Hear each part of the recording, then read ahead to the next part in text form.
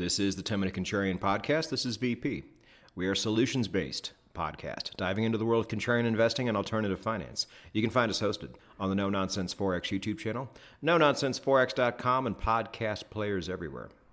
Episode 254 is brought to us by Blueberry Markets. If you have Blueberry Markets, you pretty much have a one-stop shop for everything.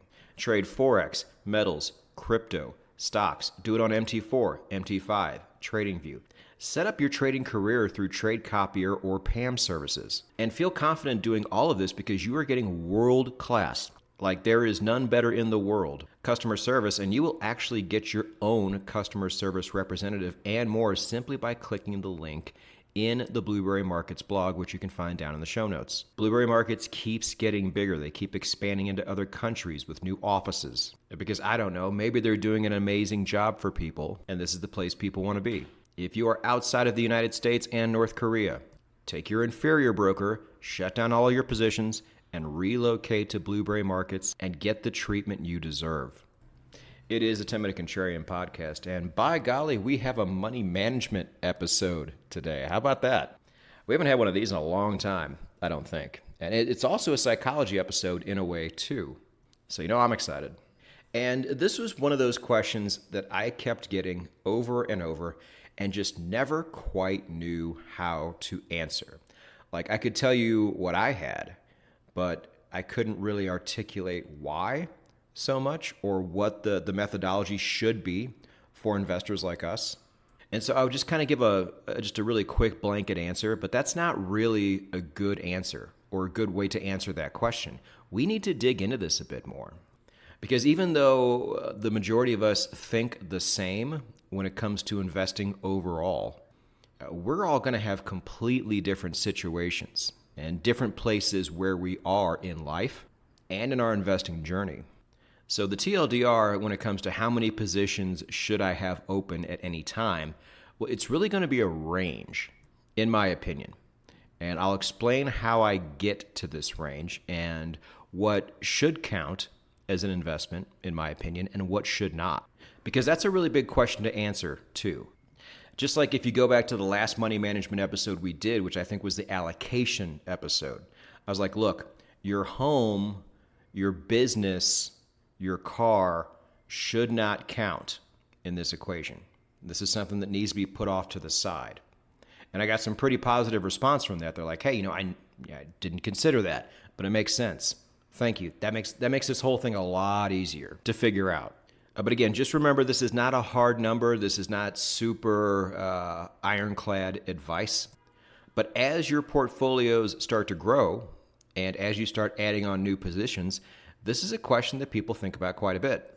How much is too much? Or how little is too little, and what should I be shooting for? Because I'll say this, you can have a very strong belief in a particular asset. But that doesn't mean you should be sitting there with 4 or 5 positions max just because you really, really like them. At that point, you're almost teetering on Maxiism, and we don't advocate that here. We are investors. We like to be diversified because different things go up a lot of different times. And we don't want to spend half of our lives on cloud 9 and the other half completely miserable. And we just don't want to be that dependent on one thing. No matter how great we think it is, no matter how inevitable we think it is, we would rather emulate the investing greats of the world as opposed to these people who just kind of came out of nowhere in the last 8 or 10 years. And what makes them so great, contrarians? What do they all have in common? The Warren Buffetts, the John Paulsons, the Stanley Druckenmillers, the Howard Marks. What do they all do that 90-some-odd% of the world does not do? I don't know if you can hear the dogs in the background, but they know the answer. They buy and hold for a very long time. They are on the far right side of the investing spectrum. And so are we. Because you don't need $1 billion to do what the greats do. The right answer is the right answer. Whether you have $5 billion or whether you barely have 2 nickels to rub together, doesn't matter. Never forget this. It is absolutely core to what we do here. And this alone will make you a bigger contrarian than almost any investor out there. I see it more and more. Just like people who should know better. just voluntarily hanging out in the mushy middle and freaking out during this conflict in Iran as to what's going to happen to their portfolio. To where all the while we're just out here chilling. We're like, yeah, sure. Bring a recession on. We're fine with that. Cheaper prices for great things. Love it. Oh, the war is over and everything's back to normal and rates are going to drop and everything's going to go up again. Great. Maybe I'll get a chance to take a bit of profit here. So really, as if I have to reiterate this, but I know some people might be new, this is step one. If you're in the mushy middle, I have no idea what type of answer to give you because I haven't been there for such a long time. And I did not build my portfolio this way. It would probably be much smaller if I did, but this has to be said first. Another ground rule I think we need to put out here as well, especially as it pertains to this episode. And you might actually be surprised to hear this, but once I explain it, I think it'll make a lot of sense. So just like we did before with the allocation episode, we have to talk about what's not going to be counted in your portfolio in terms of actual positions. I mean, it might be technically in your brokerage account or in your crypto wallet, but it does not count as an investing position. All right, so the first thing I'm going to put in here is going to be something like any type of collectible like NFTs. Now, some of you might snicker and say, NFTs, remember those? Well, no, they're still a thing, and they will still be a thing. But just like if you were collecting anything else, like wine or artwork or baseball cards, you're not going to count each one of those as an investable position. And sitting there trying to figure out what the total of these things are as well, in terms of how much money you have, quote, invested in them. It's really hard to do and often really hard to sit there and track. So I would just say don't even count them. Completely put these off to the side. They're totally different than what I would consider to be an investable position in an investment portfolio. All right, so that's step one. Now, step two is going to be the one some of you might be a bit surprised to hear. So anything that involves physical gold, so actual gold, a physical gold ETF, something like PAXG on the blockchain, and the same goes for silver, and the same goes for Bitcoin. These are not investable positions. Can anybody tell me why? Contrarians, you should know this. I want you to take any pure gold, pure silver, or Bitcoin position completely out of this equation because gold, silver, and Bitcoin are not investments. Gold, silver, and Bitcoin is money. We do not buy gold or silver. We don't buy Bitcoin. We simply move our money from shit fiat over to superior instruments like gold, silver, and Bitcoin. Now, of course, anything connected to these instruments, like miners, for example, those are investable positions. Those are companies, but better money is not. And so for some of you who might also hold foreign currencies, this will also not be considered an investable position. Neither will your trading account, because trading is not investing. This is one of the transitions a lot of people have to make when they first discover this podcast who knew me from my trading material. They think all of these things are universal, and trading over to investing is some type of seamless crossover with the exact same rules. No, it's not. Be nice if it was, but it's just not. So before we really get into the meat of things, those are the ground rules. Rule number one, you must be playing the long game here because I cannot advise you otherwise. I can't advise you, period, because I'm not a financial advisor. Remember that? NFA, DYOR. I am not a licensed financial advisor. Do not do anything I say. That's actually rule number one. Rule number two, play the long game. Rule number three, understand what does not count as an official investment. Even if you have been looking at it like an investment this entire time, if it's simply money, and in most cases better money, it's not an investment. A lot of people will call it an investment simply because they don't understand what it actually is. So don't be one of those people who does not understand the difference. Again, this is most people because they're not like us. This is why we're contrarians. This is why we're better. This is why we win. Now, side question that would come up when making an episode like this is, what should my position sizing be?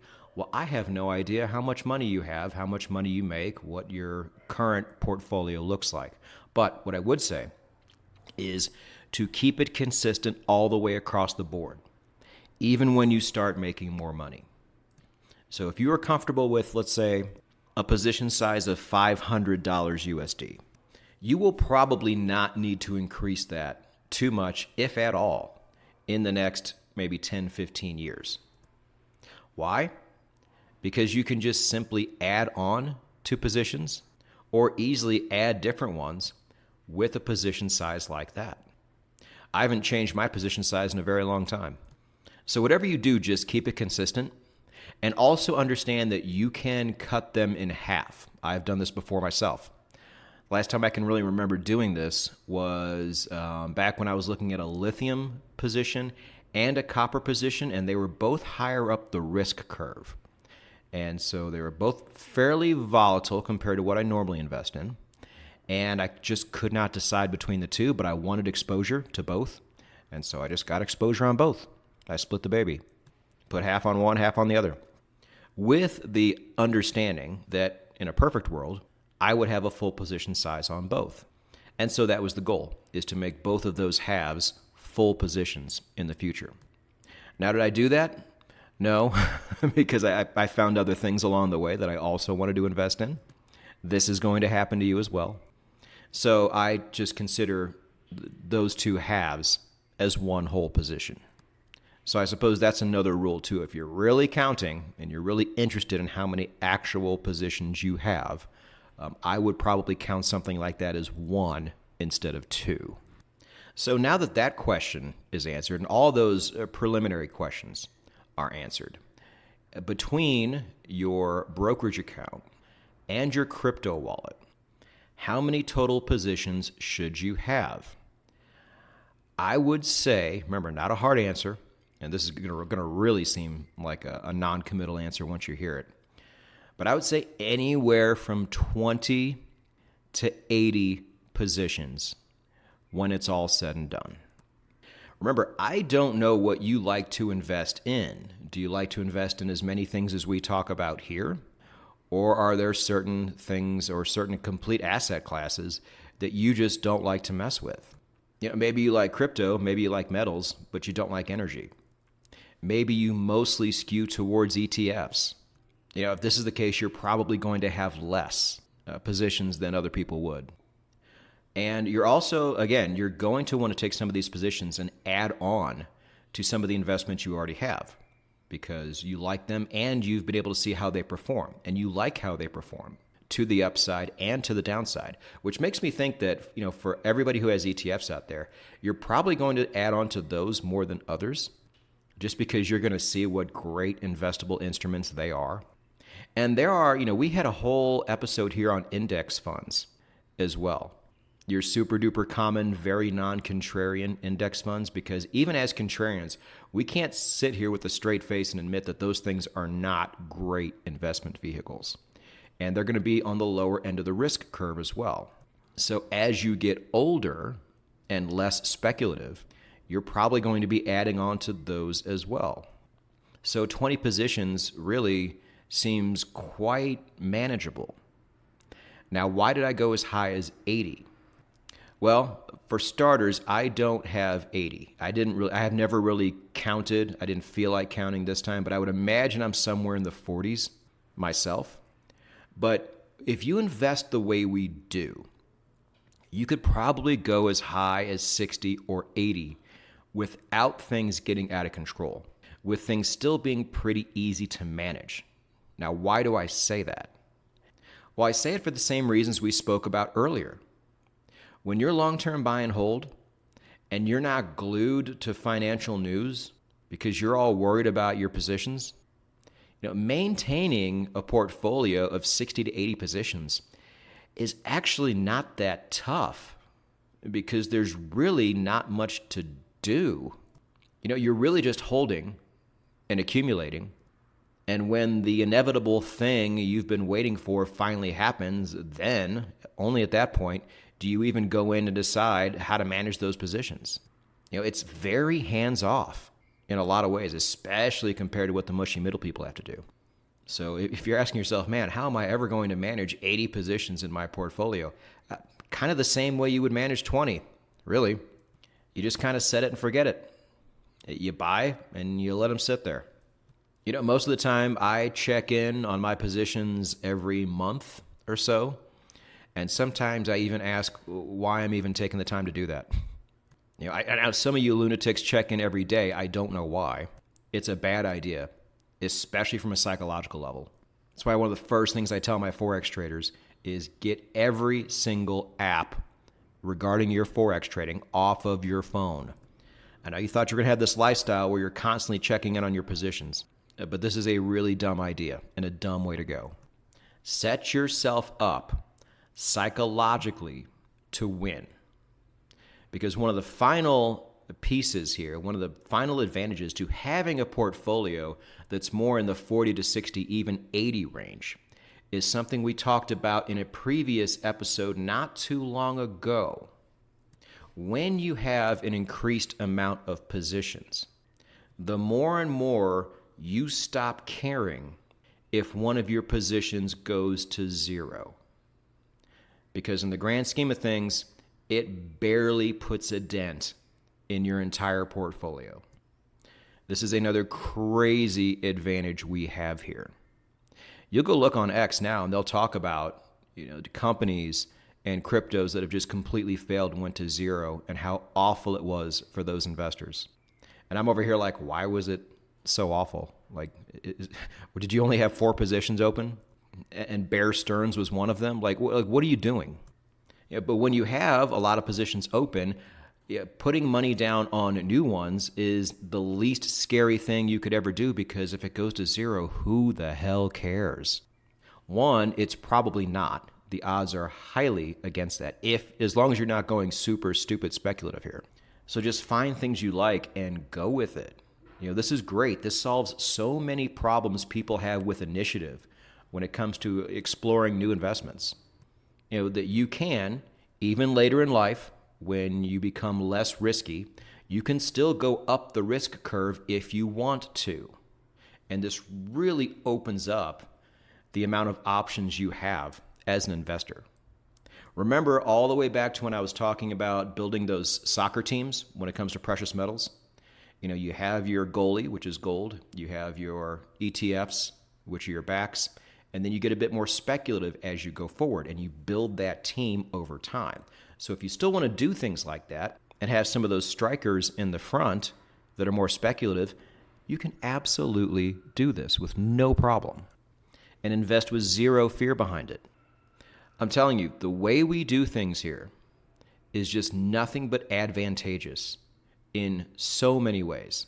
From a profit perspective, from a psychology perspective, from a lifestyle perspective. I swear, if people really understood all of these things the way we do, there'd be so many people crossing over to our side, but they just don't because they have been programmed not to. And this is why they hire investment professionals who constantly underperform the market, simply because those investment professionals actually do understand the long game. So even if they underperform and underperform badly, it's still a way, way, way better option than these people handling their own portfolios, because they're still going to win long term. Does that make sense? Are these things starting to make more sense now? The problem with a lot of those investment representatives is they are not going to even think about investing in some of the amazing things we do. So yet another reason to why the way we do things is so superior. You can have it all, contrarians. You just have to understand how we do things and why it works so well. And you have to really get on board with it. But once you do, I think you guys understand. There is absolutely nothing crazy about it. Because we are not crazy. We are just early. And then we just get to sit back and chill.